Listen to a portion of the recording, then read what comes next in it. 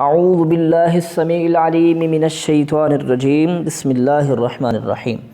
السلام علیکم ورحمۃ اللہ وبرکاتہ۔ ڈیئر اسٹوڈنٹس، ترجمۃ القرآن بک 7 کلاس، آج انشاءاللہ اس کی سورۃ عبسہ پڑھیں گے، ٹھیک ہے۔ اس سے پہلے اگر آپ سورۃ نادیات اور سورۃ نبا کے ویڈیوز کو نہیں دیکھنے کے لیے چینل کی پلے لسٹ میں جا کے آپ دیکھ سکتے ہیں۔ ویڈیو اچھی لگے تو چینل کو سبسکرائب کر لیں، ویڈیو کو لائک کر دینا۔ بسم اللہ پڑھ کے آپ سبق کو شروع کرتے ہیں، ٹھیک ہے جی۔ یہ حاصل تعلم آپ ضرور پڑھ لیا کریں تاکہ آپ کی ذہن سازی ہو جائے کہ آپ اس سبق سے کیا حاصل کرنے والے ہیں۔ وجہ تسمیہ، عبسہ کا معنی ہے ناگواری محسوس کرنا، ٹھیک ہے، ناگواری محسوس کرنا۔ اس صورت کی پہلی آیت میں حضرت محمد خاتم النبیین علیہ السلام کے ایک نابینا صحابی کے طرز عمل پر ناگواری کے اظہار کا ذکر ہے، اس لیے اس صورت کا نام ہی سورہ عبسہ رکھ دیا گیا ہے۔ اب اس کا شان نزول آ گیا۔ شان نزول بیان کرنا بہت ہی ضروری تھا کیونکہ اس کے پس منظر میں ایک بہت بہترین واقعہ ہے، اس لیے شان نزول کتاب والوں نے بڑا ضروری سمجھا اور دیا۔ سورۃ عبسہ کے نازل ہونے کا واقعہ کچھ یوں ہے کہ ایک دن حضرت محمد خاتم النبیین علیہ السلام قریش کے کچھ بڑے سرداروں کے اسلام کی تبلیغ فرما رہے تھے۔ اس گفتگو کے دوران ایک نبینا صحابی حضرت عبداللہ ابن مکتوم رضی اللہ تعالی عنہ وہاں آ گئے۔ وہ نبینا تھے اس لیے یہ نہ دیکھ سکے کہ آپ کن کے ساتھ گفتگو میں مصروف ہیں۔ انہوں نے آتے ہی حضرت محمد صلی اللہ علیہ وسلم سے کچھ سکھانے کی درخواست کر دی۔ آپ صلی اللہ علیہ وسلم ان کا یہ طریقہ پسند نہ آیا، ٹھیک ہے۔ دوسروں کی بات کاٹ کر انہوں نے بیچ میں مداخلت کر دی، اس لیے آپ صلی اللہ علیہ وسلم کے چہرہ انور پر ناگواری کے آثار ظاہر ہوئے۔ آپ صلی اللہ علیہ وسلم نے ان کی بات کا جواب دینے کے بجائے ان کافروں کے ساتھ اپنی گفتگو جاری رکھی۔ جب وہ لوگ چلے گئے تو یہ صورت نازل ہوئی، ٹھیک ہے جی۔ پیچھے ایک حدیث گزر گیا، وہ بھی پڑھ لیتے ہیں۔ حدیث نبوی صلی اللہ علیہ وسلم، حضرت محمد صلی اللہ علیہ وسلم نے فرمایا، فرشتے طالب علم سے خوش ہو کر اس کے پاؤں کے نیچے اپنے پروں کو بچھاتے ہیں اور عالم کے لیے زمین و آسمان کی ہر چیز مغفرت کی دعا کرتی ہے، ٹھیک ہے جی۔ یہ پیارے بچوں آپ کی شان ہے اگر آپ قرآن کو صحیح طریقے سے پڑھیں گے، ٹھیک ہے۔ ایک تو ہوتا ہے نا بھاگتے بھاگتے کچھ یاد کر لیا اور پیپر پاس کرنے کے لیے، نہیں، قرآن کو پڑھنا ہے، قرآن کا علم حاصل کرنے کے لیے کچھ حاصل ہو جائے۔ مرکزی مضمون اور مقصد نزول، سورہ عبسہ کا مرکزی مضمون اور مقصد نزول حق کے سچے طلبگاروں کی اہمیت کا بیان ہے، ٹھیک ہے جی۔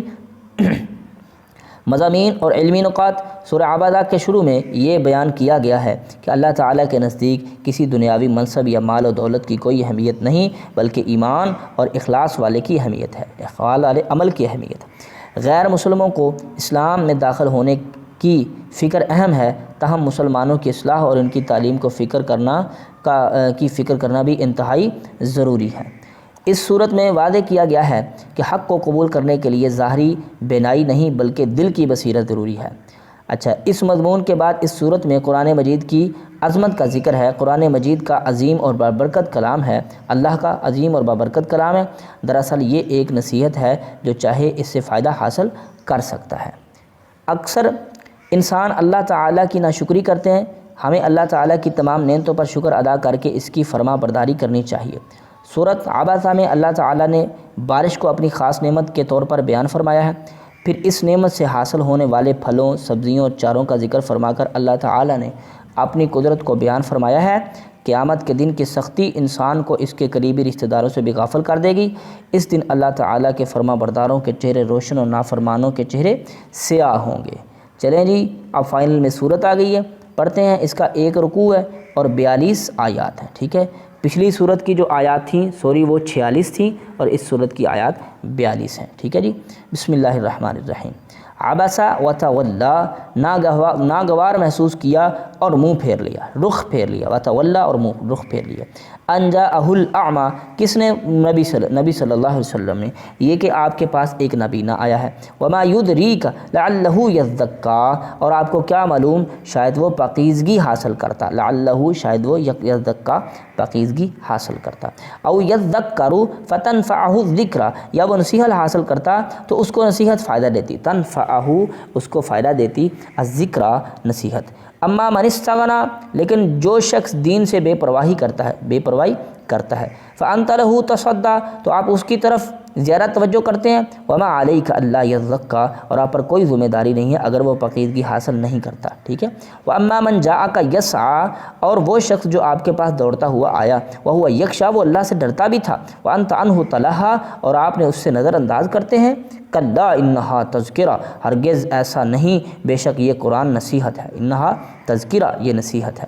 ومن شاء ذکر، جو چاہے اس سے نصیحت حاصل کرے، فی صحف مکرمہ، یہ عزت والے صحیفوں میں لکھا ہوا ہے، مرفوعۃ مطہرہ، جو بلند مرتبے والے پاکیزہ صفحات ہیں، بایدی سفرہ، لکھنے والوں کے ہاتھوں میں، کرام بررہ، جو عزت والے نیک فرشتے ہیں۔ قتل الانسان ما اکفرہ، ہلاک ہو انسان وہ کیسا ناشکرا ہے، ما اکفرہ، وہ کیسا ناشکرا ہے، من ای شیء خلقہ، کس چیز سے ہم نے اسے پیدا کیا، من نطفۃ خلقہ، ایک قطرے سے اسے ہم نے پیدا کیا، فقدرہ، پھر اس کا اندازہ مقرر کیا، ثم السبیل یسرہ، پھر اس کے لیے دنیا کی زندگی کو آسان فرما دیا، ثم اماتہ فاقبرہ، پھر ہم اسے موت دیں گے اور قبر میں پہنچا دیا، ہم نے اسے موت دی اور قبر میں پہنچا دیا، ٹھیک ہے۔ ثم اذا شاء انشرہ، پھر جب وہ چاہے گا اسے دوبارہ زندہ فرما دے گا، کلا لما یقضی ما امرہ، یقیناً اس نافرمان نے پورا نہ کیا جو اسے حکم دیا گیا، کلا لما یقضی، بے شک اس نے پورا نہ کیا، ما امرہ، جو اسے حکم دیا گیا، فلینظر الانسان الی طعامہ، تو چاہیے کہ انسان کو وہ دیکھے اپنے کھانے کی طرف، انا صببنا الماء صبا، بے شک ہم نے خوب برسایا آسمان سے پانی، ثم شققنا الارض، پھر پھاڑ دیا زمین کو، شقہ پھاڑنا، فانبتنا فیہا حبا، پھر اس سے ہم نے اناج اگایا، وعنبا وقضبا، انگور اور کھیتیاں، والزیتون والنخلا، اور کھجور اور زیتون اور کھجور، وحدائق غلبا، اور پھل اور چارہ، وفواکہۃ وابا، ٹھیک ہے، اور میوے، ٹھیک ہے، اور تمہارے مویشیوں کے لیے بھی اور تمہارے جانوروں کے لیے بھی، یعنی پھل اور چارہ بھی اگایا، متاعا لکم، تمہارے لیے ساز و سامان، ولانعامکم، اور تمہارے چوپاؤں کے لیے، فاذا جاءت الصاخہ، ٹھیک ہے، جب کان بہرے کر دینے والی، الصاخہ،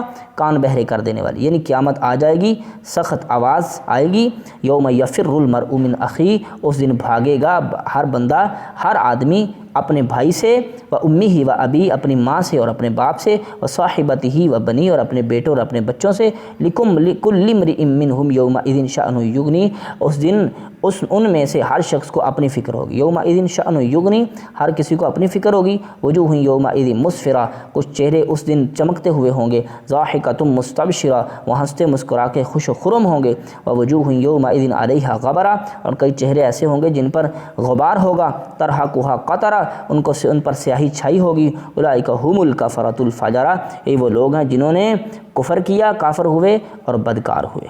آگے چلتے ہیں جی، مشرق کی جانب، درست جواب کا انتخاب کریں۔ عبسہ کا معنی ہے ناگواری محسوس کرنا، قیامت کے دن انسان بھول جائے گا والدین کو، بہن بھائیوں کو، دوستوں کو، رشتہ داروں کو، یہ تمام ویسے کہہ سکتے ہیں، رشتہ داروں کو، دوستوں کو، والدین کو، ٹھیک ہے، والدین بھی آیا ہے، بہن بھائی بھی آیا، دوست بھی آیا، رشتہ دار بھی آیا، ٹھیک ہے۔ حق کے سچے طلبگاروں کی اہمیت بیان کی گئی ہے سورہ نبا میں، نادیات میں، عبس میں، سورہ عبسہ میں، ٹھیک ہے جی۔ آگے چلتے ہیں، حق کو قبول کرنے کے لیے ضروری ہے آنکھوں کی روشنی، بہت زیادہ علم، مال و دولت، دل کی بصیرت۔ حضرت عبداللہ ابن مکتوم کا ذکر ملتا ہے کس صورت میں؟ سورۃ عبسہ میں۔ مختصر جواب دیجیے، سورہ عبسہ کی وجہ تسمیہ تحریر کیجیے، ٹھیک ہے جی، وجہ تسمیہ۔ تو اس میں عبسہ کا مطلب ہے ناگواری محسوس کرنا، نبی علیہ الصلوۃ والسلام نے حضرت عبداللہ ابن مکتوم کے آنے پر ناگواری محسوس کی، اس لیے لفظ عبسہ ہی اس صورت کا نام پڑ گیا، اس کی وجہ تسمیہ بن گئی۔ اچھا جی، سورہ عبسہ کا مرکزی مضمون کیا ہے؟ سورہ عبسہ کا مرکزی مضمون جلدی سے سبق سے ہم دیکھتے ہیں۔